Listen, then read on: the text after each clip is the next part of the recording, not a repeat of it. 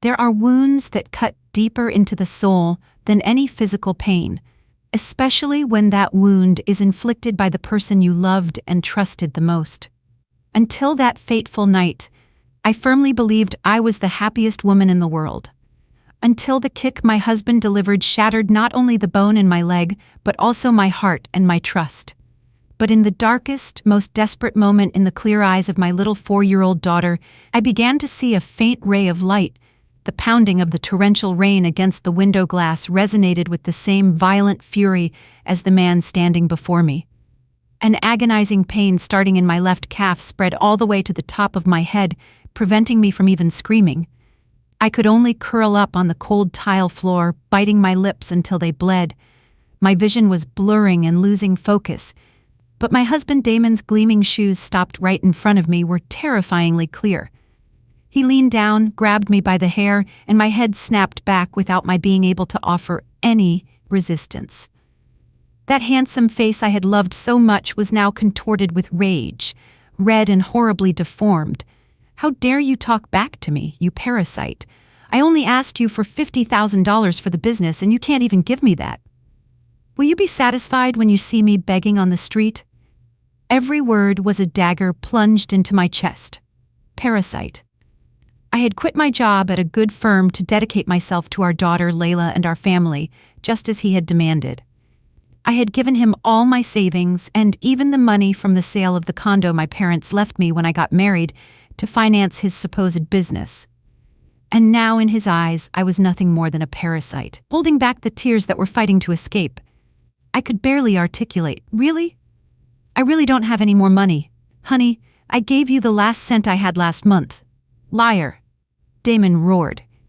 He tightened his grip on my hair. "Didn't your adoptive parents leave you a house when they passed? You sold it and kept the money behind my back, didn't you? Confess right now. That house was the last legacy of my adoptive parents, but I had sold it 3 years ago to pay for his supposed heart surgery when he claimed he was ill. He had already forgotten it, but I didn't have the strength to explain it to him again. The pain in my leg was consuming my entire consciousness. Instinctively, I knew something was seriously wrong. Aside from the throbbing pain, I felt nothing else in my leg. Soaked in tears and sweat, I pleaded desperately, "Please, please stop. My leg hurts so much." Damon let out a cold, chilling laugh.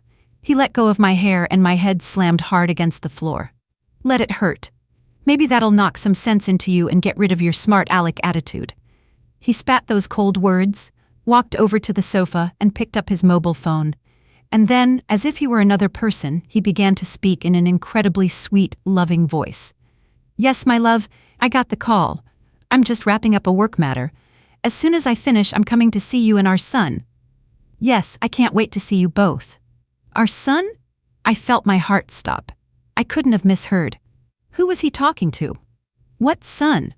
My mind filled with confusion, and the physical pain was buried under an even greater mental shock. Just then, I heard a muffled sound coming from the slightly open door of my daughter's room. How long had she been there? The child was hiding behind the door, her eyes round and tear-filled, terrified, covering her mouth with her small hands to stifle her sobs. Seeing her broke my heart in two. She had seen everything.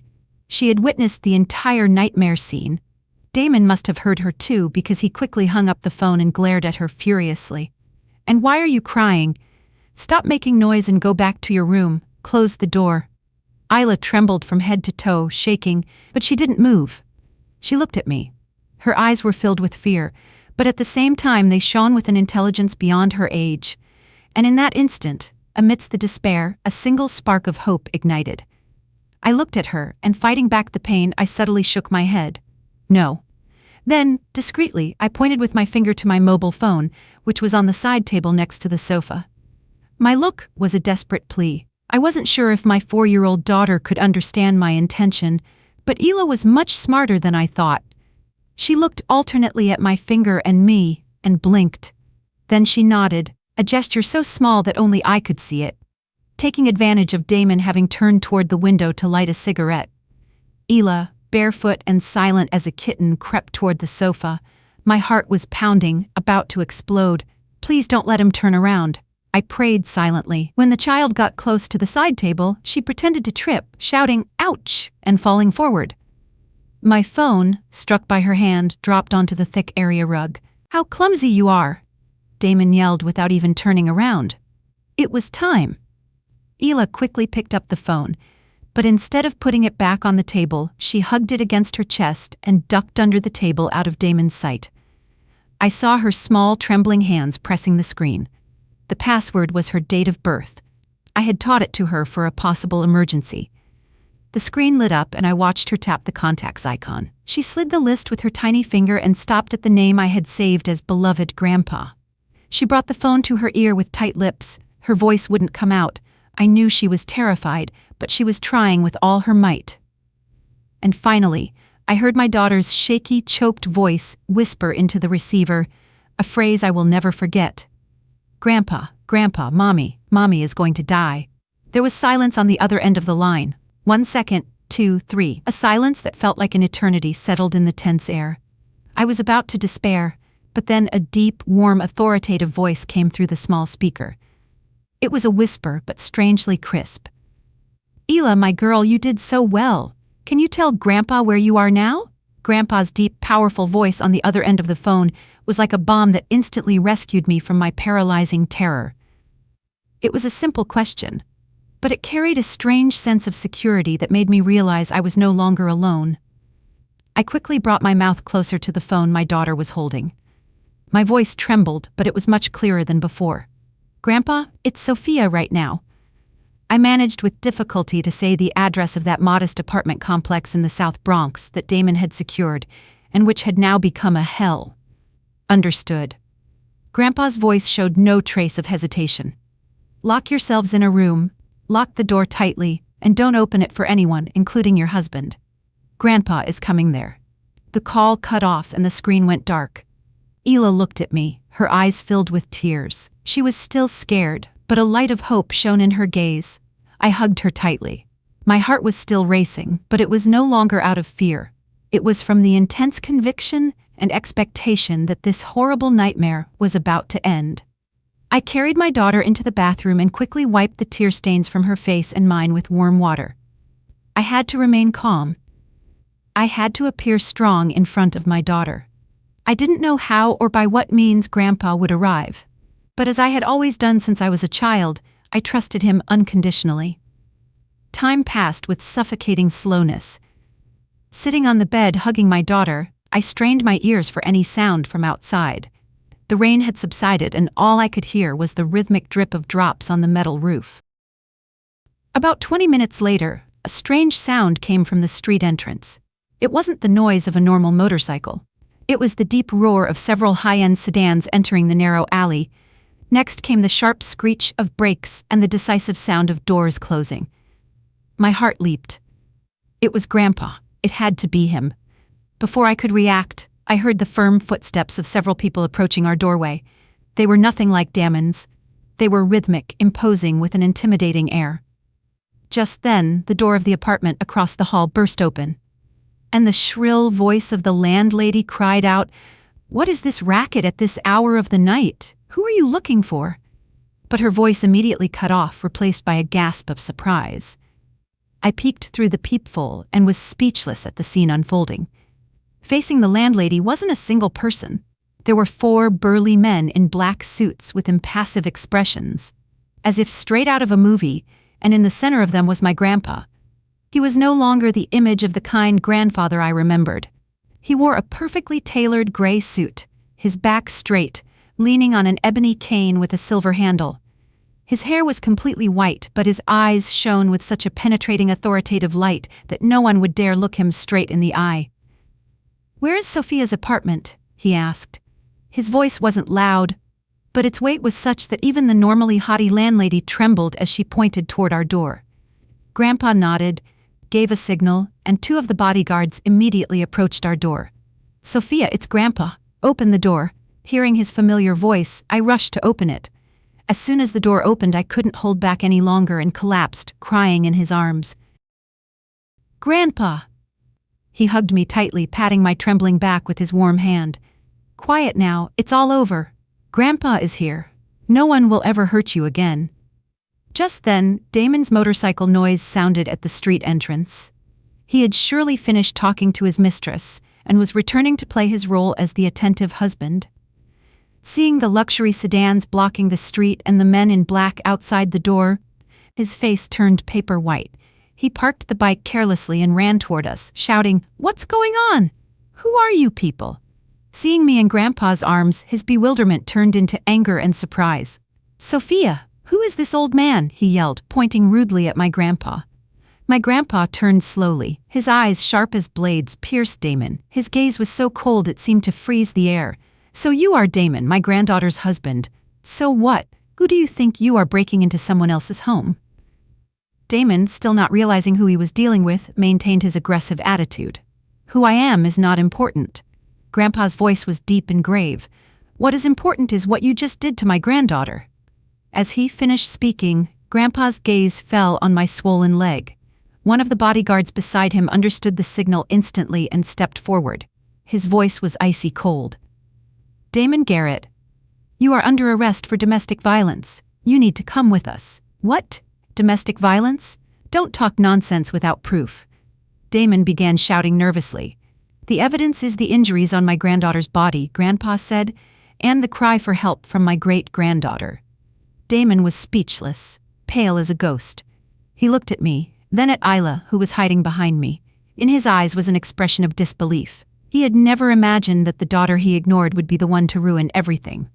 Since he couldn't utter a word, 2 bodyguards approached and held him firmly by the arms. "What are you doing? Let go of me, Sophia. Say something. Do you want to see your husband in jail?" he shouted, struggling desperately. I just looked at him in silence. There was no trace of affection left in my eyes, only contempt and cold indifference. Grandpa signaled to another bodyguard, who immediately handed a thick envelope of cash to the landlady. "This should be enough to cover the rent this man owes you and compensate you for the inconvenience. As of now, what happened here never happened. Understood?" The landlady, seeing the envelope, widened her eyes and nodded repeatedly. Yes, of course. I haven't seen anything. I don't know anything." Everything was resolved quickly and cleanly. Grandpa turned to me and with his warm voice again said, "Come, little one. Let's go home." Grandpa lifted Ela into his arms. The child, feeling completely safe, buried her face in his chest. Another bodyguard helped me walk. They led me to one of the luxury sedans. Inside, a woman in a white coat was waiting. "She's the family doctor," Grandpa explained. "She'll give you first aid." The car pulled away slowly, leaving the modest apartment and a violent husband being taken away by law enforcement. I looked out the window. The New York City night still glittered with its dazzling lights. But in my heart, a great storm had just begun. And at the end of this road, I would find not only the truth, but also a family and a refuge I had never dared to dream of. The luxury sedan glided through the night city. The ride was so smooth you could barely feel the movement, a world away from the crowded subway cars or Damon's old motorcycle that I was used to. Inside the car, the doctor gently disinfected and bandaged the injuries on my leg. Fortunately, there was no fracture, but severe soft tissue damage that would require rest for a while. Isla, exhausted by extreme fear, had fallen deeply asleep in her great-grandfather's arms. Seeing her angel-like sleeping face again squeezed my heart. If it hadn't been for Ila's call, what would have become of us tonight? I looked at the man sitting next to me, whom my daughter called Grandpa. In my vague memories, Grandpa's figure was nothing more than blurred fragments. I was abandoned at an orphanage at birth and adopted by a good couple of civil servants. Although they weren't rich, our home was always full of love. My adoptive father, Franklin Patterson, was an engineer at a construction company. He was a man of few words, but adored his wife and daughter.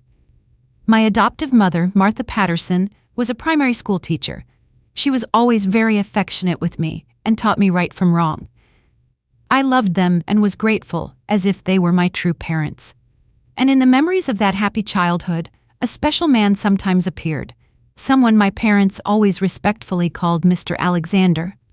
Back then, Alexander Monroe was the CEO of the construction group where my adoptive father worked and his best friend. I remember he would come to our house at Christmas, laden with gifts.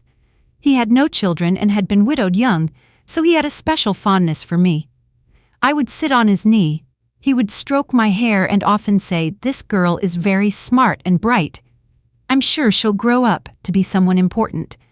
His gaze was always warm and affectionate.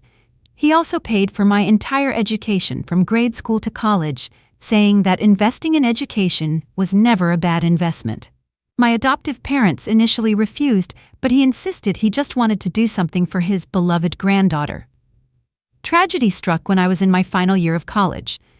My adoptive parents, who were on a business trip, died in an unexpected traffic accident. My world collapsed. In my moment of greatest despair, it was Mr. Alexander who handled all the funeral arrangements and consoled and encouraged me.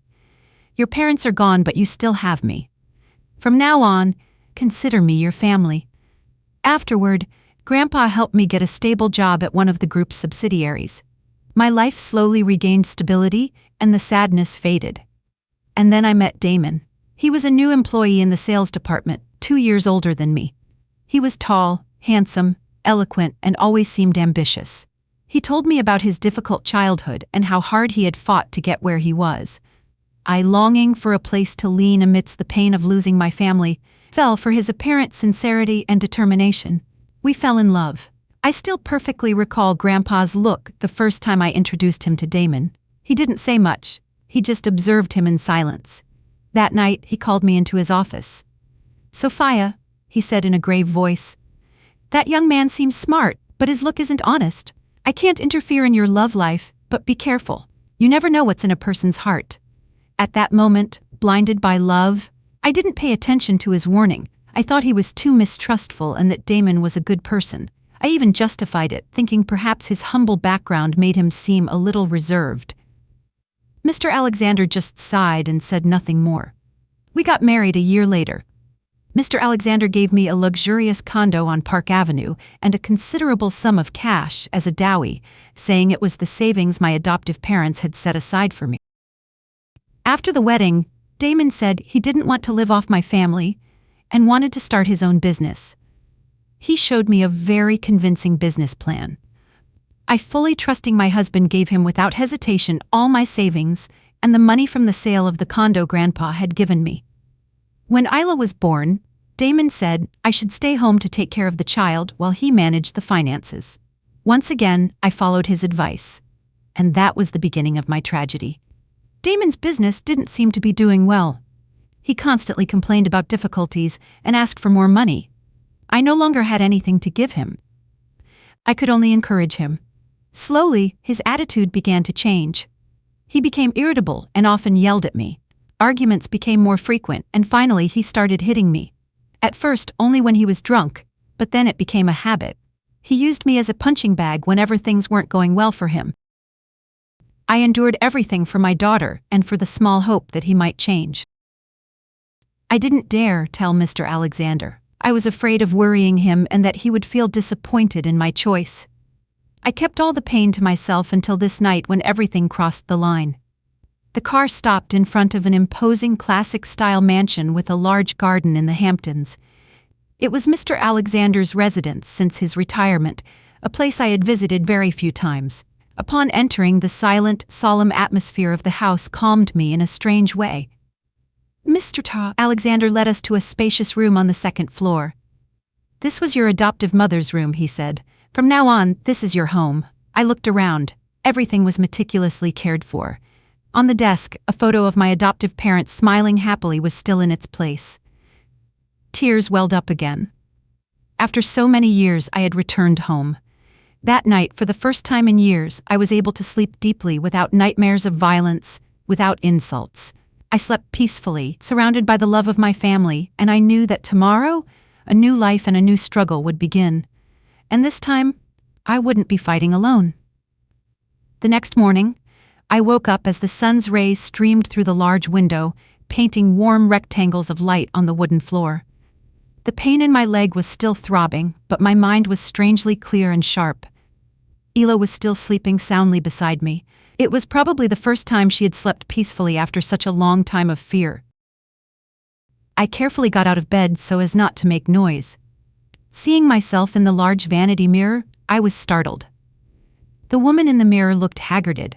Her eyes were swollen, her face pale, and there was a faint bruise on her cheek, a reminder of Damon's slap from last night. But deep within that exhausted gaze, a flame of rage and determination began to burn. I couldn't keep living like this. I had to change for myself and for my daughter. I took a shower and put on the clean loungewear that one of the staff had prepared for me. When I went downstairs to the dining room, I found an abundant breakfast served at the table. Grandpa was reading the newspaper, and beside him sat a middle-aged man with a very intellectual look, wearing glasses and an impeccable suit. Seeing me come down, Grandpa smiled. His kind smile was back on his face. "Did you rest, granddaughter? Come, sit down and have breakfast. I'd like to introduce you to Mr. Davis. He is my personal attorney and my most trusted friend." I leaned down to greet Mr. Davis. He also stood up and shook my hand courteously. "Miss Hemphill, good morning. The president has already filled me in. I deeply regret what happened, but I'm glad you got out of there." During breakfast, the atmosphere was not heavy at all. Grandpa and Mr. Davis delicately asked me about my situation, but without digging into the wound. They talked about future plans, Layla's education, and even travel destinations that might soothe my spirit. They were helping me look forward. After breakfast, we retired to Grandpa's study. The bookshelves reaching to the ceiling were filled with new and old books. The air of the place was solemn and intellectual. "Sophia," Grandpa began, his voice now serious. "This is no time for lamenting. We have to act, and very quickly." Mr. Davis continued, opening his briefcase and pulling out a wad of papers. "Ms. Hemphill, following the president's instructions, we have conducted a preliminary investigation into Damon Garrett's situation. The first thing we must do is immediately freeze all assets in both your names to prevent him from diverting funds. Joint assets." "It's impossible that we have anything left," I said. "All the money I had I gave to him for his business." Mr. Davis gave a professional smile. "Not necessarily. Legally, you are still married, so we must review everything again. Furthermore, we need to trace where the money you gave him actually ended up." Grandpa nodded. "Exactly. That scoundrel couldn't have simply failed in a business. There has to be more to it. Davis, investigate all his financial movements over the last 3 years. Leave no stone unturned." "Of course, President," Mr. Davis replied. "We have someone watching him since last night. He's out on bail, and the strange thing is that he doesn't seem worried or nervous at all. In fact, just this morning, one of our men saw him at an upscale cafe with a woman." Hearing that, my heart skipped a beat. "Who is that woman?" My voice trembled slightly. "We are verifying her identity, but one thing is certain. Their relationship didn't seem like simple acquaintances." Mr. Davis showed me a photo taken from afar. It wasn't very clear, but Damon was seen sitting very close to a woman, his hand affectionately placed over hers. "And here's the important part," Mr. Davis continued. "Just after you left the apartment, he returned there. Our man overheard him talking on the phone, saying in a very irritated voice, 'The plan has gone airy. That stupid woman isn't as simple as I thought. We'll have to find another way.'" The plan? That stupid woman? He was clearly referring to me, to us, and to Grandpa. So, everything that had happened last night hadn't been a simple fit of rage from Damon. It was part of a plan I had no idea about. With every minute that passed, everything became more complicated and terrifying. "One more thing, Miss Hemphill," Mr. Davis said. "Legally, we have more than enough evidence to charge him with domestic violence. But to secure custody of little Isla and ensure he pays a greater price, we need more evidence proving he is an unfit father and has committed other illegal acts." Grandpa looked at me. His gaze was firm. "Sophia, I know this is going to be very hard for you, but you have to be strong. This is your fight. Do you want to divorce, get a settlement, and let it go?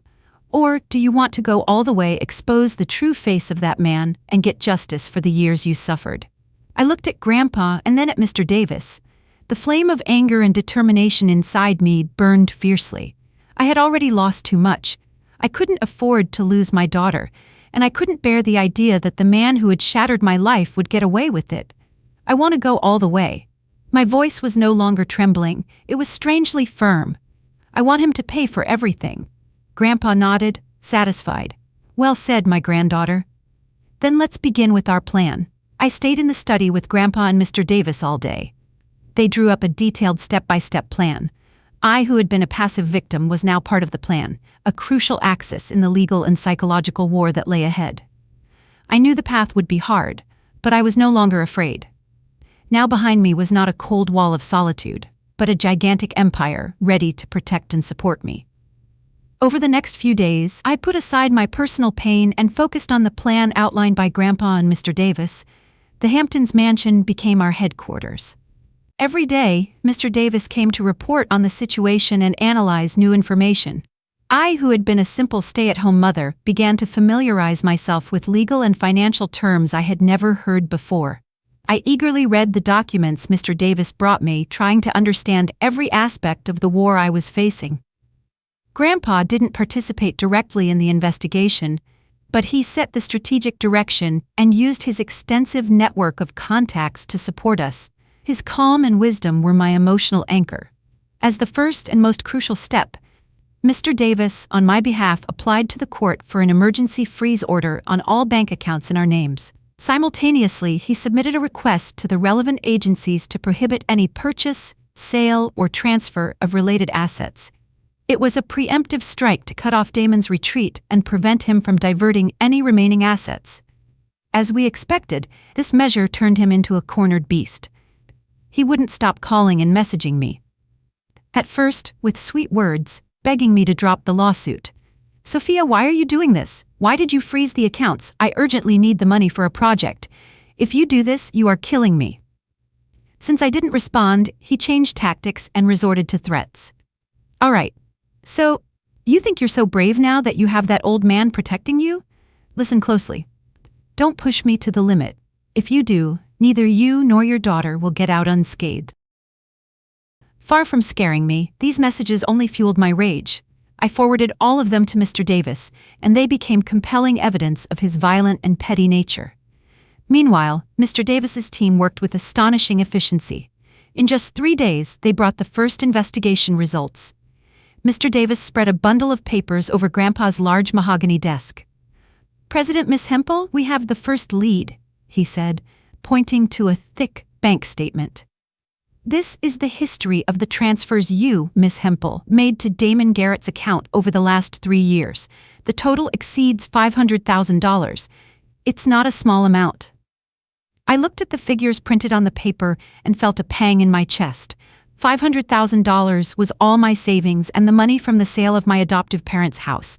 I had given it all without hesitation, and in return I had received the bitterest betrayal. And here comes the important part. Mr. Davis turned to another page. All this money after entering Mr. Garrett's account was not invested in any construction project as he claimed. Instead, it was divided and moved through several accounts in a complex scheme, and finally it all flowed into a single account. He circled a name on the statement. "This account belongs to a legal entity called Golden Future Investments and Development, LLC. Golden Future?" I frowned. I had never heard that name. "That's normal." Mr. Davis said, "This company was formed about 3 years ago, coinciding with the time Mr. Garrett started talking about starting a business, and the legal representative of this company is not him." He passed another document. It was a brief corporate filing. I held my breath and looked at the administrator section. An unfamiliar name appeared. "Eliza Sterling." "Who is Eliza Sterling?" Grandpa asked in his deep, powerful voice. "She's the woman Damon Garrett met with at the cafe the other day." "Mr. Hell." Davis pulled out a clearer photo. In it, a woman in her 20s, beautiful and sophisticated, smiled affectionately next to Damon. Everything became clear. There was no business project. Golden Future was a shell company, a front to legally appropriate my money. With my money, he had set up a company for his mistress, building a golden future for them, a future built on my sacrifice and my tears. A cold rage rose inside me. He had not only cheated on me emotionally, he had completely defrauded me. "And where is this company based?" I asked in a firm voice. "The registered office is in a prime office building on 5th Avenue, but our people went there, and they only have a virtual office rented with almost no activity. However, we have located the apartment where this Eliza Sterling lives. It's a luxurious duplex in an upscale apartment complex in the Upper East Side district," Mr. Davis said. Grandpa, who had remained silent until then, spoke. A sharp glint appeared in his eyes. Davis, investigate that woman Eliza Sterling further. Her past, her relationships, everything. I want to know it all. And keep monitoring this Damon's movements. I fear this is not just a case of adultery and fraud. Yes, President Grandpa's words sent a chill down my spine. He was right. How could a woman as young as Eliza Sterling have orchestrated such an elaborate scam with Damon? There was someone else behind her. And was Damon, a violent, greedy man, truly smart enough to devise all this? The pieces of the puzzle were starting to fit, but they pointed to a much bigger conspiracy and much larger questions than I could have ever imagined. I sensed that this fight was going to be much more complex and dangerous than I thought. The waiting in the following days felt like an eternity. With each passing day, my heart burned with impatience. I was worried about my own destiny, but above all, I was worried about Ela. The child was too young to understand the storm that had broken over our family. She only wondered why she couldn't see her father, why her mother always looked sad. I had to hug her and lie, telling her that Daddy had gone on a very long business trip. Every time I lied to her, I felt a knife going through my heart. While I struggled in a tangle of emotions, Mr. Davis's team and the private detectives hired by Grandpa worked tirelessly. Like busy bees, they collected the nectar of truth, drop by drop, in a world full of traps and lies. One afternoon, Mr. Davis called me. His voice was more serious than usual. "Miss Hempel, could you come to my office right now? We have some new discoveries, and I think it would be better if you saw them yourself." A bad feeling washed over me. I left Ela with one of the staff and quickly headed to Mr. Davis's office in the center of the city. His office was on the top floor of a skyscraper with a spectacular view of Manhattan. But at that moment, no matter how dazzling the city was, everything looked gray to my eyes. Mr. Davis was already waiting for me in the conference room.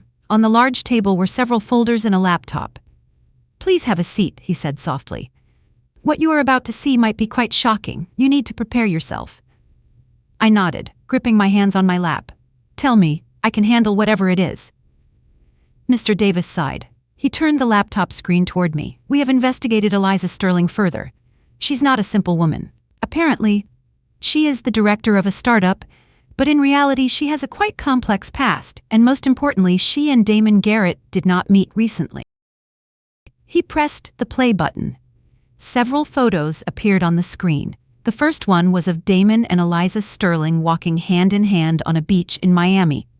The date of the photo was about 3 years ago, just months after I sold my adoptive parents' house to pay for Damon's supposed heart surgery. So, the heart ailment had also been a lie, a pretense to extract the last big chunk of money I had left. That money had been used to go on a trip with his mistress and start a new life. A heavy stone in my chest made breathing difficult, but that wasn't the worst part. Mr. Davis scrolled through the next photos. They were from the last 2 years, moments that by right should have been mine and my daughter's. Damon tenderly feeding a chubby baby boy.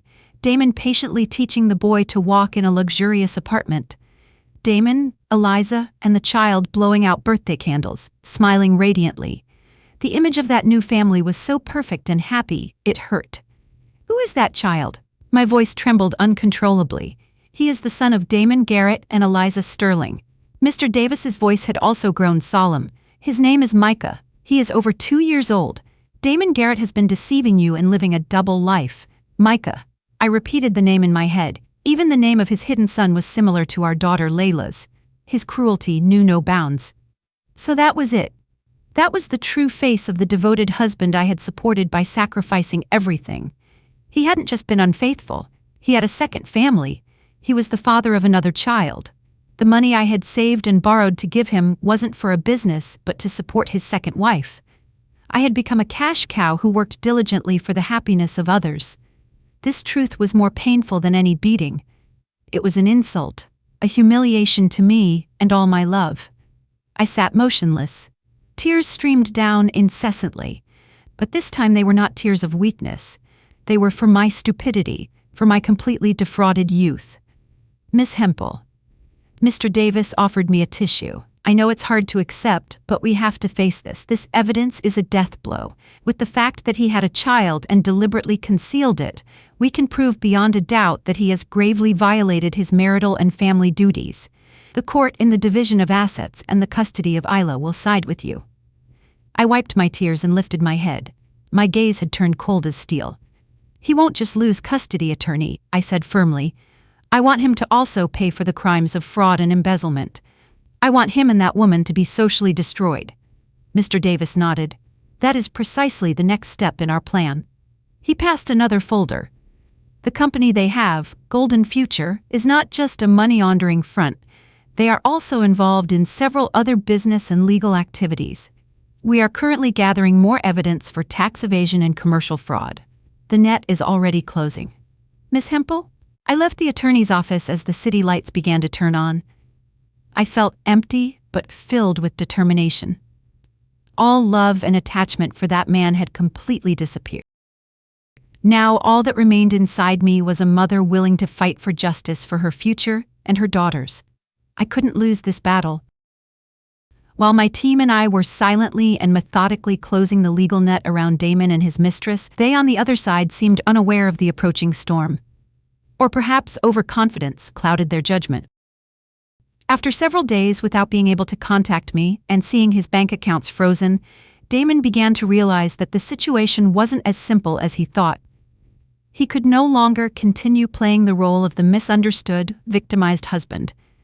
He decided to play his last card, one he thought would soften up a sentimental and loyal woman like me, his mother, my mother-in-law. One morning, while I was playing with Ela in the garden, one of the staff members came running to inform me. "Ma'am, there's an older woman at the gate saying she's your mother-in-law and she's causing a scene." My heart skipped a beat. My mother-in-law? How long had it been since I last saw her? After the wedding, she had only come to our apartment a couple of times. She was a simple country woman, but her love for her son was so great that she was tough and demanding with her daughter-in-law. In her eyes, her son Damon was always the best, and all his mistakes were forgivable. I guessed that her visit wasn't to ask how I was. "Let her in," I told the staff member calmly. I picked up Isla, asked her to go play with her great-grandparents, and went to the living room alone. I wanted to face her myself. As soon as she saw me, my mother-in-law ran toward me, but not to hit or scold me. She knelt at my feet and burst into tears. "Oh, Sophia, my daughter, how can you be so cruel? Do you want to kill my Damon?" I was bewildered by her sudden performance. It was a completely unexpected drama. All the staff in the house were looking at us curiously. "Mother-in-law, please get up." "Calmly, tell me what's happening." I tried to help her up, but she flatly refused, clinging to my legs. "No, I won't get up until you promise to forgive my Damon. He's my only son. If anything happens to him, what will become of me?" She began to plead in a pitiful voice. She said Damon was devastated since I left him, that he wasn't eating, wasn't sleeping, that he was only drinking, and that his business was paralyzed, that he loved me very much, and everything he had done was to give me a better life, that he had simply lost his temper due to stress. "He was wrong to hit you. I won't justify it. But after doing it, his heart was also broken. He is regretful now. You are his wife. How can you push your own husband into the abyss? You block his accounts, you report him, and you want to put him in jail. If he goes to jail, who will take care of our Isla? Who will be responsible for her future?" Every one of her words aimed directly at my weak points, the matrimonial bond, the child's future. She painted Damon as a responsible, remorseful husband and father on the verge of losing everything because of a momentary mistake. Her performance was so perfect that if I hadn't had those photos and recordings, I might have fallen for the trap. But now I could only laugh to myself. I calmly pulled away from her hands and took a step back. I stared at the woman acting in front of me. "Mother-in-law," my voice was cold and unfamiliar. "You don't have to keep acting. That drama doesn't work on me anymore." My mother-in-law jumped up and stopped crying abruptly. She looked at me from the floor. In her eyes, there was no longer sadness but surprise and anger. "What? What are you saying?" "Go back and tell your son that if he is truly repentant, he should go to the courthouse and confess everything. If he plans to continue this charade, we will see each other in court." You insolent viper." It was a bad day when my Damon married someone like you. Do you think because you have money and connections, you can trample on our family? You'll see. You won't get away with this." She began to utter all kinds of insults and curses I had never heard from her, but they no longer hurt me. I just looked at her in silence as if I were watching a cheap soap opera. "Please call an employee. Escort this lady out." 2 bodyguards immediately approached and escorted her outside. She struggled and screamed, but she couldn't overpower 2 burly men. "You'll regret this, you rotten thing. I swear I won't stand idly by." Her voice continued to be heard even from outside the gate. The house returned to calm, but a storm was churning inside me. My mother-in-law's performance had failed, but it had made one thing clear to me: they wouldn't give up. Greed and selfishness were rooted deep in their bones. They wouldn't hesitate to use any despicable means to achieve their ends, and I knew that after this sentimental farce, a more vile attack would come. I had to be prepared for everything.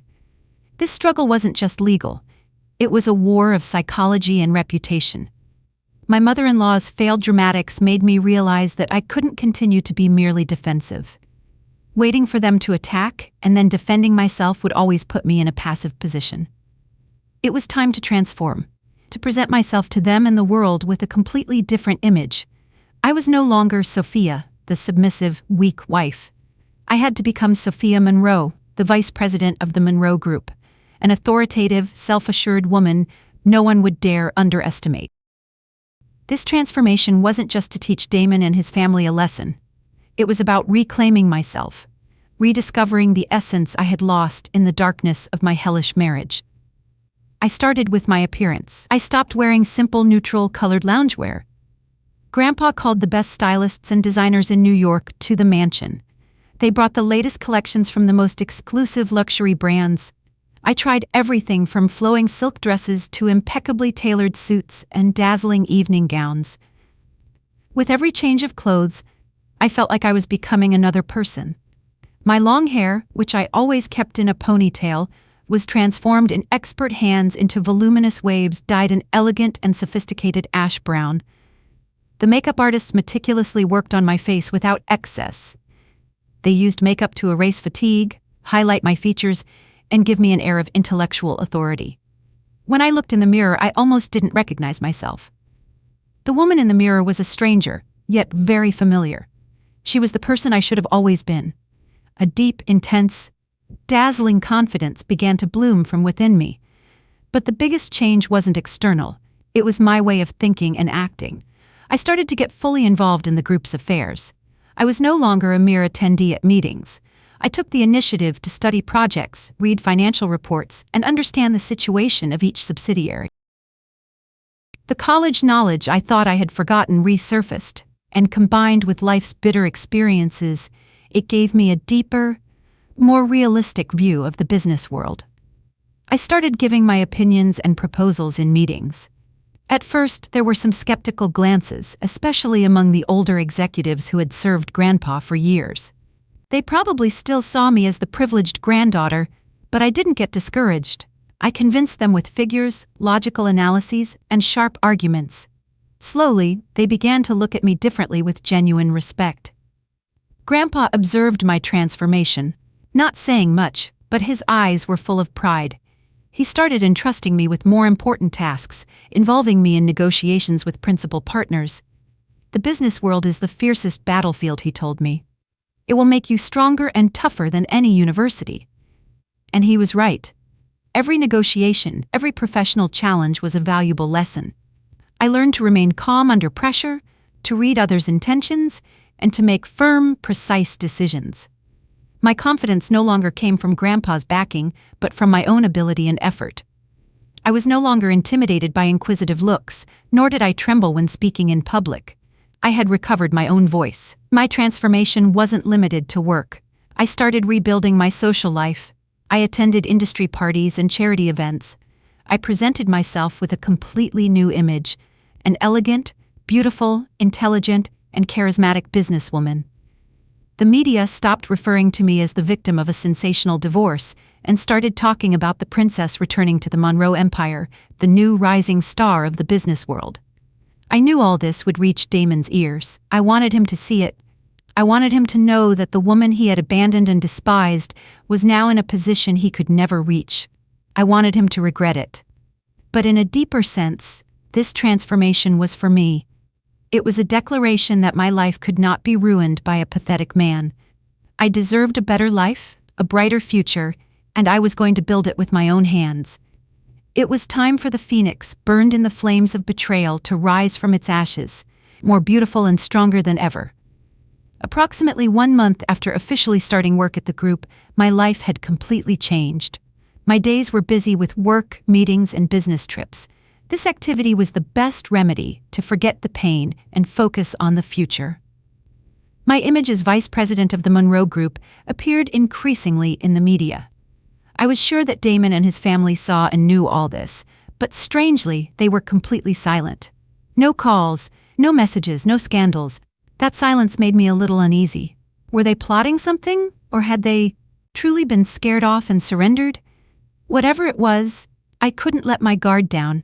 I asked Mr. Davis's team to continue gathering evidence and preparing for the upcoming trial. One Saturday afternoon, after a stressful week, I decided to treat myself to an afternoon of relaxation. I wanted to buy some gifts for Ela. She would soon have a performance at school, and I wanted my daughter to be the prettiest of them all. I drove the white convertible sports car that Grandpa had given me and headed to an upscale department store in the center of the city. I no longer felt self-conscious or out of place as before. I walked confident. The elegance of a lady had become my second skin. I was in a luxury children's clothing boutique, choosing a pink princess dress for Ela, when I heard a familiar sharp voice behind me. Well, look who we have here. If it isn't the vice president. You look great, driving luxury cars and coming to places like this. I turned around and there she was, none other than Eliza Sterling, Damon's mistress. But she wasn't alone. Clinging to her arm affectionately was Damon himself. He looked thinner and haggarded, but the suit he wore was still designer. Seeing me, a hint of surprise and awkwardness crossed his eyes, but he quickly hid it behind a mask of coldness and indifference. Eliza, however, was different. She scrutinized me from head to toe with an envy and hostility she didn't bother to hide. Her belly was quite swollen, and she deliberately showed it off as if she wanted to boast. "What's wrong? Are you surprised? Did you think you could forbid us from coming to places like this?" Of course, a woman like you, who has probably only set foot in flea markets in her life, it's normal for you to be astonished. I didn't say anything, I just gave a slight smile. I wasn't going to stoop to arguing with someone like her. My silence seemed to infuriate her even more. "Damon, look at this. Now that she's a vice president, she ignores us." She leaned on Damon's arm, pouting. "Or maybe she's still resentful because you left her. Of course, how is an old woman who can't even give you a son going to keep a man? Are you done?" This time, I didn't stay silent. I looked Eliza directly in the eyes and said with a voice that wasn't loud, but was cold as ice, "I don't have time to take life lessons from a mistress like you, so would you mind stepping aside?" "What? How dare you? Who is the mistress?" Eliza's face flushed with anger. "I am Damon's fiancée and the mother of his son. You are the one who doesn't belong here." She tried to lunge at me, but Damon stopped her. "Enough, Eliza, don't cause a scene here." Damon's voice sounded tired. He looked at me with a complex expression. "Sophia, we don't have to go through this. It's water under the bridge." "Yes, it's water under the bridge," I replied. "So, control your woman and tell her not to bark around and bother people." Having said that, I took the dress I had chosen and headed for the checkout. Purposefully, I pulled out the black card Grandpa had given me, a symbol of unlimited power. The clerk, seeing the card, instantly changed her attitude and curtsied. Eliza and Damon turned pale, seeing the scene. I knew this display was a bit childish, but it was necessary. I had to show them that the tables had completely turned. After paying with the shopping bag in hand, I left the store without looking back at them. I walked past them as if they were two unimportant strangers. But when I had taken a few steps, Damon suddenly called out to me. "Sophia, wait a moment." I stopped but didn't turn around. I heard his steps approaching. I know I made a mistake. His voice had a tone of pleading. "But please don't ruin my life. The company is on the verge of bankruptcy. If you said a word to your grandpa, couldn't you help me?" I turned around slowly. I looked him in the eyes and a mocking smile formed on my lips. Ruining your life, you say? Do you remember what you and your family tried to do to me? Steal my savings? Take my daughter away compared to what you did. Your company going bankrupt is nothing. But it was all I had in my youth, my sacrifices. Who compensates me for that? I interrupted him sharply. Be satisfied that I'm leaving it like this. Don't tempt my patience, or the next place you'll go won't be the stock exchange but the state prison. My words were like a splash of cold water to Damon. He turned ashen. He took a step back, unable to say anything. I didn't want to waste another second on him. I turned decisively and walked away, leaving him standing there, stunned amidst the crowd. This unexpected encounter had been unpleasant, but it had made one thing clear to me. Damon was scared, very scared. He was sinking, and I felt that the day to reclaim my daughter was not far off. The encounter at the department store confirmed to me that Damon was genuinely in trouble. The cancellation of all contracts with the Monroe Group had been a death blow for Golden Future. Other investors began to withdraw their funds, and partners canned their agreements. The ship he and Eliza had meticulously built at the cost of my money was about to sink. But a cornered beast is the most dangerous. Instead of admitting his failure, Damon decided to make a final gamble. He organized a grand party at a 5-star hotel in Midtown. Officially, it was a customer appreciation party and a presentation to attract investors for an innovative new technology project. In reality, it was a desperate attempt to save his company and lure in more naive investors. This information reached me through Mr. Davis's network of contacts. Upon learning this, a bold idea arose in my mind. Instead of just observing his performance, why not turn his stage into his final judgment? I immediately consulted with Grandpa and Mr. Davis. It's a golden opportunity. Mr. Davis's eyes gleamed. Investors, partners, and the press, all gathered in one place. If we expose his true face right there, the impact will be 1,000 times greater than in a cold courtroom trial. He will be socially annihilated without any possibility of excuse. Grandpa agreed, but expressed a slight concern. Isn't that plan too risky? What if that cornered man tries to hurt you? Don't worry, Grandpa, I said confidently. I won't go alone. We will prepare everything to perfection. This will be the final act. The plan was meticulously crafted. As a first step, through a third party, I posed as a Singapore venture capital fund interested in Damon's innovative project. I had my intermediaries promise him an investment of $35 million. For the current Damon, that amount was a lifeline fallen from the sky. He took the bait without hesitation. Euphoric, he sent all the detailed project information and the company presentation to the supposed investment fund. He had no idea that all that material was being analyzed by the Monroe Group's experts, becoming more evidence of his scam. As a second step, I informed him that the representative of the investment fund would attend the party to officially sign the agreement. This news made Damon even more excited and trusting. He spent the little money he had left preparing a lavish party to impress the investors. He even invited the former partners who had turned their backs on him, intending to regain his prestige. He also invited journalists from several major media outlets, hoping the event would be the platform for his spectacular comeback. He didn't know that all those guests would become the audience for his downfall. On the night of the party, the 5-star hotel shone with dazzling lights.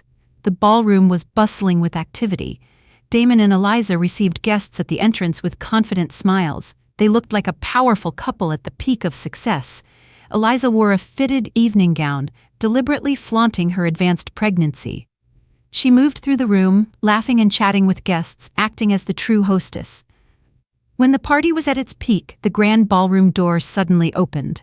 I entered. My appearance momentarily silenced the room. All eyes fixed on me. I wore a simple but extremely elegant black evening gown. The dress, tight to the body, and my hair pulled back in an elegant updo, revealed my slender neck and sparkling diamond jewelry. I wore intense makeup that highlighted my red lips and a sharp gaze. Beside me was Grandpa, and behind them, Mr. Davis and 2 bodyguards. The appearance of the Monroe Group president surprised people even more, and the murmurs grew louder. Damon and Eliza, seeing us, had their smiles frozen. Damon's face lost all its color. He approached hurriedly, stuttering, "President Sophia, what are you doing here?" I smiled. I knew it was a smile that would freeze his blood. "Can't we be here? I heard Golden Future has an important event today and a big investor from Singapore is coming. As a businesswoman, I couldn't miss such a good learning opportunity, but we haven't sent you an invitation." "Oh, really?" I held up the golden invitation in my hand. "And what is this? I suppose one of your employees made a mistake." Damon was speechless. He knew I was deliberately provoking him, but in front of so many people, and especially in front of Grandpa, he couldn't do anything. He had to force a smile and guide us to the VIP table he had prepared. The party continued, but the atmosphere had completely changed. All the attention was no longer on the host Damon, but on our table. People began to whisper, making all sorts of conjectures about my reappearance, a reconciliation, or a public warning. The trap was set, and the stage was ready. I sat calmly, took a sip of my wine, and observed Damon's face, which was full of anxiety and confusion. The best performance, the final and most dramatic act, was about to begin. When the party reached its climax, Damon went up to the stage. He tried to regain confidence, took the microphone, and began his speech. He talked about Golden Future's vision and mission, about the innovative technology project that would change the world. He painted a bright and promising future to seduce the investors. In the front row, Eliza looked at him with eyes full of admiration and pride. Both were so immersed in their fantasy of a triumphant return that they didn't realize the curtain was about to fall. "And today," Damon said with an emotional voice, "we have the great honor of welcoming an important investor from Singapore. This collaboration will be the wing that allows Golden Future to fly higher and farther." Just as he was in the middle of his passionate speech, the enormous LED screen projecting the company's logo behind him suddenly went blank. A murmur swept through the ballroom. Damon, disconcerted, turned around, not understanding what was happening. He motioned to the technical team, but no one responded. And then, to everyone's astonishment, the screen lit up again, but not with the Golden Future logo. The first image that appeared was a clear photo of my face covered in bruises and injuries, my eyes swollen and my leg in a cast. The photo taken the morning after that fateful night. Next to it in large, clear letters it read, "This is the true face of love." The ballroom fell into a deathly silence. The background music stopped. Everyone held their breath, staring at the screen. Damon's face on stage turned paper white. He pointed at the screen with a trembling hand, stammering, "What is this? Turn it off. Turn it off right now." But it was too late. The screen switched to another scene. This time it was a video, a security camera recording that showed Damon grabbing my hair and kicking me in the modest apartment.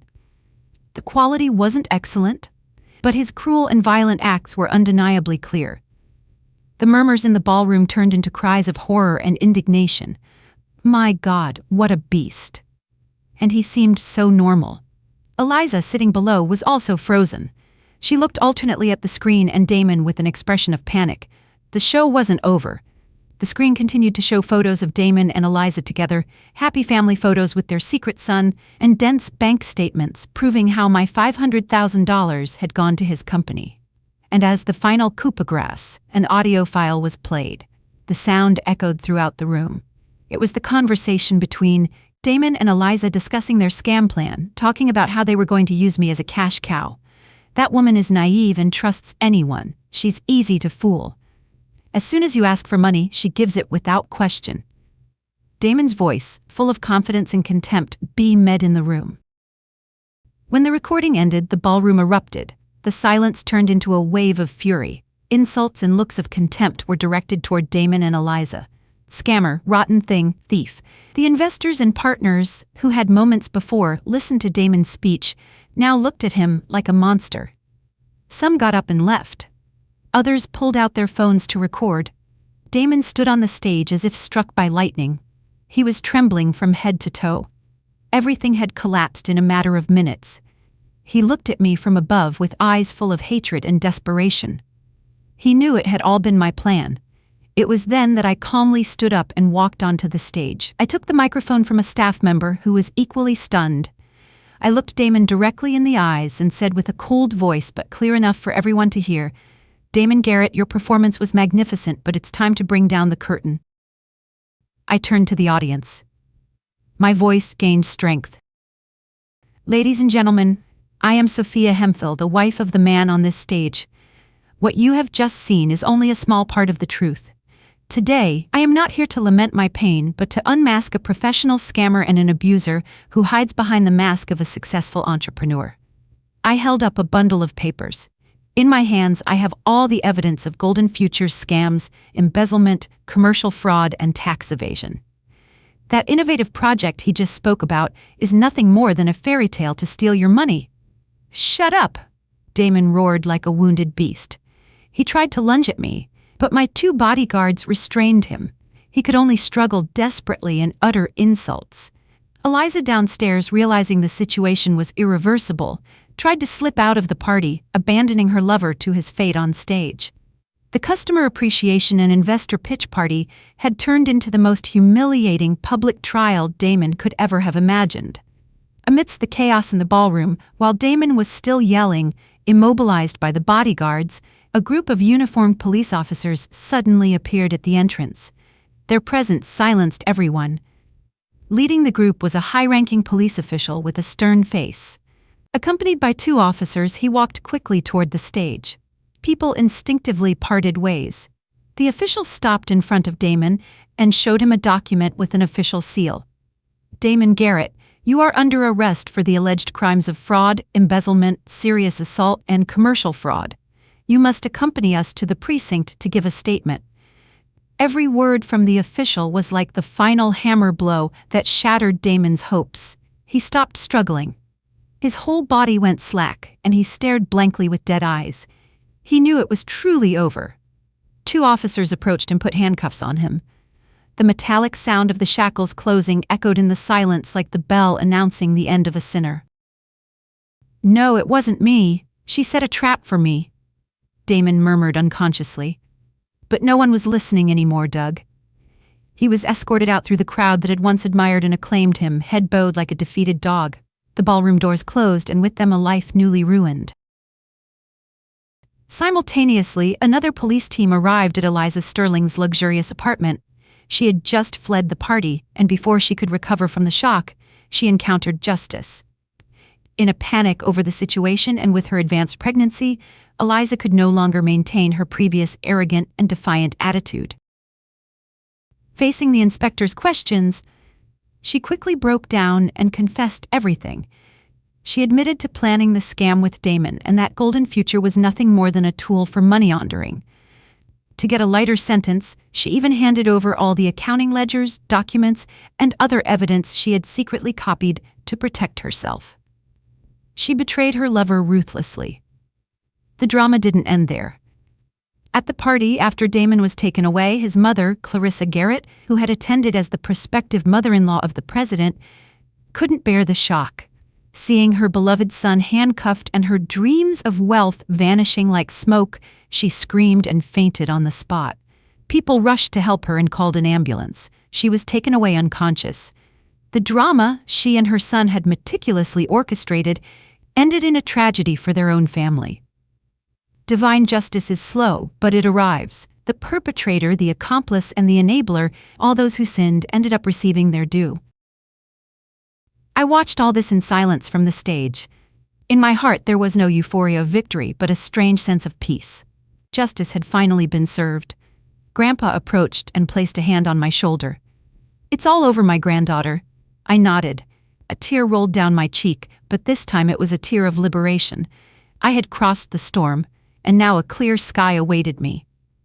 In the following days, Damon's case became the center of media attention. With irrefutable evidence and Eliza's confession, all his crimes came to light. The press dug up his past. How had he gone from an ambitious young man from a humble background to a professional scammer who preyed on naive, wealthy women, a fake millionaire? Society was horrified and outraged to learn his true face. I, who had been labeled the cruel wife, became overnight a symbol of a strong woman fighting for justice. The previous criticisms transformed into respect and sympathy. I received countless letters and messages from unknown women who told me that my story had inspired them and given them the courage to leave toxic relationships. I knew my fight was no longer just mine.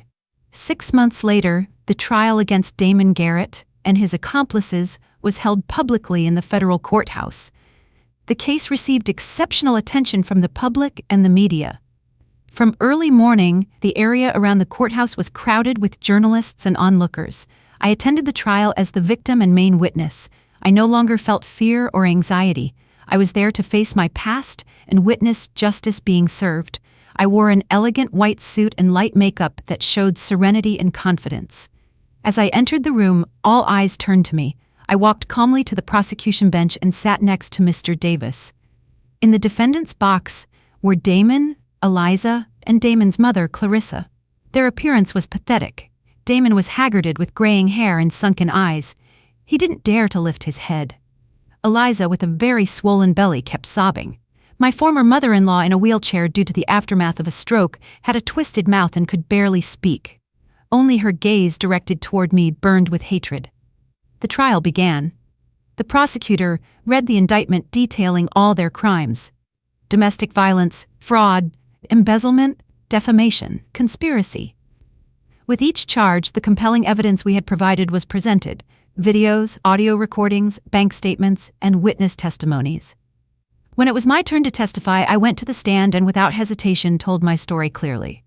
I spoke of the years of sacrifice, the abuse, the betrayal, and their cruel conspiracy. I didn't cry. My voice was strangely calm because I was no longer a victim pleading, but a survivor demanding justice. When I finished, a deep silence fell over the room. I could read compassion and indignation in the eyes of the judge, the jury, and the public. When it was Damon's turn, with his head bowed and in a low voice, he admitted all the charges. He had nothing left to deny. He only pleaded for a chance to start over, asking for clemency so he could pay his debt to the son who was about to be born. Eliza, crying, blamed everything on Damon, claiming she had only been seduced by him. She pleaded for a reduction in her sentence due to her pregnancy, but the net had already been cast, and no one could escape their sins. After several days of trial, the time finally came for the verdict. The judge, an elderly man with a stern face, began to read the final sentence. This court, after examining all the evidence and testimonies, hands down the following sentence. The accused, Damon Garrett, is convicted of the crimes of serious assault, aggravated fraud, and defamation to a sentence of 20 years in state prison. 20 years, almost half a lifetime. That was the price Damon had to pay. Hearing the sentence, he slumped, covering his face with his hands and trembling. The accused, Eliza Sterling, is convicted as an accomplice to fraud with the mitigating factor of confession and her state of gestation to a sentence of 7 years in federal prison. 7 years. Her son would be born and raised in prison. That was the karma of a woman who had ruthlessly destroyed another's happiness. The accused, Clarissa Garrett, is convicted of the crimes of defamation and cover-up, taking into account her health condition, to a suspended sentence of 3 years. The judge's gavel struck hard, ending the entire case. Justice had been done. I sighed with relief. I looked at Grandpa, who was sitting in the audience. He nodded at me silently, with contained joy in his eyes. Leaving the courthouse, a crowd of camera flashes once again directed toward me. But this time, they weren't curious questions, but words of congratulation. I did not grant interviews. I simply got into the car silently and drove away from the place that had judged my past. The battle was over, and I was the victor. The trial ended, but its aftermath lingered. The life of Damon's family was completely shattered. But for me and Isla, it was the beginning of a new journey. A journey to heal our wounds and rebuild our lives. Although I had won legally, the psychological wounds, especially Ila's, were not small. The child, who had witnessed scenes of violence and suffered an abrupt separation, had become quiet and fearful. She often woke up at night screaming my name. Seeing her like this broke my heart. I knew that obtaining justice was only the beginning. Now the most important thing was to help my daughter regain her smile and her innocence. I decided to temporarily put aside all my duties at the group. I wanted to dedicate all my time to Ila. I took her to the best child psychologist in New York. Under the doctor's guidance, I learned to listen to her patiently, to calm her fears with love and security. Our own healing journey began. I took her traveling to places with blue sea and white sand to majestic mountains. We built sandcastles together, flew kites, and watched sunsets. I wanted to show her that the world, besides the dark corners she had experienced, was full of beautiful things. We enrolled in art classes, we painted, played the piano, and modeled clay. I wanted her to freely express her emotions through colors and notes. Slowly, I saw Ela begin to change. She laughed more, talked more, and the nightmares lessened. She became the cheerful and adorable girl she was before. And in the process of healing her, I was healing myself. Being by her side, caring for her, and loving her unconditionally filled the void in my soul. I stopped thinking so much about the past, stopped hating Damon. I understood that holding on to hatred would only hurt myself more. Forgiveness wasn't because he deserved it, but because I deserved peace. Besides taking care of my daughter, I started paying more attention to myself. I signed up for yoga and meditation classes. Deep breathing and gentle movements helped me regain balance in my body and mind. I also started reading more books on philosophy, psychology, and the art of living. I realized there were countless interesting things in this world to explore. I stopped closing myself off. I opened up more to friendships. I met old friends for coffee and talked, and I also made new friends in the business world. They were strong and independent women. They showed me other models of happiness. Happiness didn't necessarily have to come from a man. It could come from a career, from passions, and from being one's own boss. One day, Grandpa called me into his study. He handed me a folder. "Sophia, these are the files for several charity projects sponsored by the group. Take a look and choose the one that resonates most with your heart to manage yourself. I think the time has come for you to do something for society." I flipped through the pages. There was a project to build schools for children in rural areas, another to build social housing for low-income families. And then my gaze stopped at a project called the Serenity Home, a support center for women and children who are victims of domestic violence. My heart leaped. This was it. This was what I wanted to do. I wanted, through my story, through my experience, to help other women in similar situations. I wanted to tell them they weren't alone. That after the storm, the sun always comes out. The journey of healing wasn't just about calming the pain, but about transforming that pain into strength, into a meaningful engine. And I had found my path. 3 years. It's not a very long time, but it was enough for the pain of the deepest wounds to subside, and for the storm in my heart to become a serene lake. People often say that time heals everything, but I learned that time alone does nothing. Time is just a space. Whether to fill it with healing or let it rot depends on us, on our will and effort. I chose to fill it with hope. Layla's life and mine had turned a completely new page, and every word on that page was written with the ink of serenity and laughter. My little angel, who once had to witness the most horrible scene, was now a bright, self-assured second grader. The trace of fear in her eyes had completely disappeared, replaced by a clear, curious, and brilliant joy for life. She no longer woke up, startled at night, or cried at loud noises. Instead, every morning she hugged me tightly, whispered the little secrets of her childlike world. And if she fell, she got up alone, and told me with a smile, "I'm okay, Mommy." Seeing her in her uniform, hair neatly combed, chattering about school, I knew my decision to fight until the end had been the right one. I had not only achieved justice for myself, I had reclaimed my daughter's entire innocent child. The project to which I dedicated the most affection, the Serenity Home, had also flourished. What started as a small support center had grown into a solid network and a common home for hundreds of disadvantaged women and children. I was no longer just a sponsor observing from afar, but their sister, their friend, their travel companion. Every week I spent 2 afternoons at the center, not to supervise the work, but to listen to their stories. I listened to the story of a single mother who, after 10 years of abuse, bravely escaped with her 2 children. She tells me through tears that my story, which she saw on television, gave her the strength to leave. At that moment she thought, if she could do it, why can't I? I am also a person and I deserve to be happy. I listened to the story of a 17-year-old girl who had to abandon her studies to marry a wealthy but abusive man. She arrived at the Serenity Home one stormy night with empty hands and a broken heart. Now she is going back to school, slowly fulfilling her dream of becoming a fashion designer. Every story, every fragment of life I encounter is like a mirror reflecting my own past. I see my reflection in their fear, in their pain, and in their faint hope. Helping them is my way of healing myself. And I understood once again that the best way to overcome pain is not to bury it, but to turn it into a torch that lights the way for others who are lost in the darkness. Sometimes in moments of calm I thought about Damon's family, even without seeking them out. News about them reached me somehow. It was said that Eliza, upon leaving prison, had quietly left the city with her son. She moved to a distant town, changed her name and started a new life. Her son was probably the only reason she had to keep living. My former mother-in-law, consumed by grief and illness, ended up dying alone in a nursing home. And Damon, 20 years is a long sentence. He is paying for his sins behind cold bars. I no longer feel hatred or satisfaction. The anger of yesteryear has subsided, leaving only a nearly cold indifference. They themselves wrote the end of their lives. The past is the past, like a flood that sweeps everything away, leaving only the sediment of oblivion. I learned to let go, not to forgive them, but to free my own soul.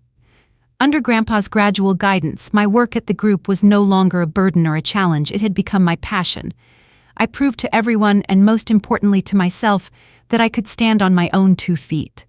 I was no longer the president's granddaughter. I was Sophia Monroe, the CEO of the Monroe Group, who had successfully navigated a global economic crisis, closed a multi-million-dollar deal with Japanese partners, and expanded the Monroe brand throughout Asia. Professional success gave me financial independence, but my greatest joy remained the simple moments with my family. One weekend afternoon, the sky was clear and the ocean breeze was fresh. Ela, Grandpa, and I took a trip to the California coast. Instead of a luxury resort, we rented a small beach house with a garden full of bougainvillea. The sunset was slowly falling, painting the sky and the sea golden. Ela was building a huge sandcastle with other local children. Her crystalline laughter mingled with the sound of the waves, creating a symphony of peace. Grandpa and I sat on a wooden bench watching her in silence. Grandpa had aged a lot. His hair was silver white, but his gaze was still lucid and his smile as kind as ever. He no longer carried the weight of a large corporate group. Now his joy was tending the garden, reading, and playing with his only great-granddaughter. "Look at her," Grandpa said. An undeniable happiness shone in his eyes. "She's just like her great-grandmother, always cheerful and full of energy." I smiled and leaned my head on his shoulder, a slender shoulder, but one that still provided my firm support. "Thank you, Grandpa, for always being there, for giving everything to my daughter and me." "Silly girl," he stroked my hair. "You've earned your own happiness. You are the strongest and most resilient person I know." We sat there, 3 generations, a family united by bonds of love and sacrifice, stronger than blood itself. Just then, a deep, warm voice sounded behind us. "Good afternoon, Mr. Alexander. Sophia, I hope I'm not interrupting." I turned, and my heart, without my intending it, beat a little faster. It was Marcus, the talented architect I had met on the Serenity Home project. He hadn't come as a partner but as a volunteer, dedicating his free time to repairing and designing living spaces for disadvantaged women. He was a kind, mature man with a good heart. He knew my past but had never looked at me with pity or curiosity. He only looked at me with respect and admiration. "Marcus," I smiled naturally, "just taking a stroll. Care to join us?" Grandpa looked at both of us and smiled mischievously. He got up, leaning on his cane. "I'm going to see how our Layla's castle is coming along. You two talk quietly." He walked toward the beach, leaving us our space. Marcus sat down beside me. We watched the sunset in a comfortable silence, a silence filled with peace and deep understanding. "You look different today, Sophia," Marcus said suddenly. "You're not the strong vice president from the meeting room, nor the dedicated Sophia from the Serenity Home." "And how do I look?" I asked, a little curious. "You look very serene, peaceful," he said with sincere eyes, like the sea after a storm. I smiled without realizing it. No one had ever said something like that to me. Beside him, I didn't need to pretend to be strong. I could be myself, a normal woman with her wounds and weaknesses. Our eyes met, and I knew that a new sincere and tender love was beginning to knock on the door of my heart. I was no longer afraid of love. I understood that it's not love itself that hurts us, but loving the wrong person. And I deserve to be loved. I deserve to be happy. I looked toward the horizon where the sun had just disappeared, but the last rays of light still illuminated the sky, bright and hopeful. And I knew that tomorrow, a new, even more radiant day would dawn. I don't know what the future holds for me, perhaps a fulfilling love or perhaps new challenges. But for the first time in a long time, I was no longer afraid. I only knew that I was ready to receive everything with open arms. The storm was behind me and ahead was only blue sky. Dear viewers, after accompanying our protagonist Sophia on her stormy journey, it's likely that very complex emotions remain in our hearts. We've been enraged by Damon's cruelty. We've suffered watching Sophia sink into despair, and we've rejoiced together when she finally rose from the ashes. This story, although fictional, leaves us with very profound and real lessons for our lives. Lessons that can be beacons and sources of strength on life's uncertain journey. The first and perhaps most profound lesson we can draw is never to remain silent or endure in the darkness. Tolerance never brings peace. It only feeds the evil to grow. Sophia made the mistake of enduring the violence for a long time. She hoped her silence would bring peace to her family, to her daughter, but reality proved the opposite. Violence, once it begins, never stops on its own. It only intensifies and becomes crueler. Ila's trembling voice, "Grandpa, Mommy is going to die," was the most costly wake-up call. It teaches us that sometimes salvation doesn't come from patience, but from a small act of courage. Never underestimate the power of asking for help. We must teach our children and ourselves that when we face injustice and violence, asking for help is not weakness, but the most powerful instinct for survival. The second lesson is about the power of change and self-worth. Sophia's life only truly changed when she decided to change. That change didn't just come from designer clothes or the VP title. It started from the deepest part of her being, from the realization that she deserved to be respected, that she deserved to be happy. When you know your own worth, the whole world looks at you with different eyes. This story shows us that money and power are useful tools, but they are useless if they are not controlled by a wise mind and a firm heart. Sophia didn't use the money for blind revenge. She used it to acquire knowledge, seek legal support, and transform herself from a victim into the protagonist of her own struggle. That is true wealth. And perhaps the most humane and profound lesson is how we face victory and heal the wounds. Sophia could have reveled in the downfall of Damon's family and lived the rest of her life in opulence and comfort, but she didn't. She transformed her pain into compassion and her wealth into a tool to help others in similar situations. The Serenity Home is not just a charity project. It is a symbol of rebirth, proof that after the storm, the human being can be stronger and more compassionate.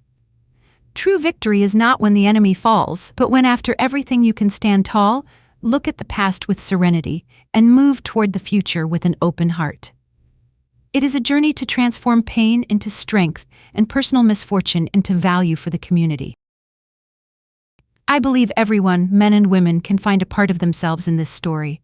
Perhaps you are going through some pain right now. Perhaps you feel powerless against life's injustice. Remember that you are never alone. Dare to raise your voice, to ask for help, and most importantly, to believe in your own worth, because the brightest dawn always comes after the darkest. What do you think of this story? Which lesson resonated most with your heart? Share your thoughts in the comments. Your contribution can be a great encouragement and valuable advice for someone who needs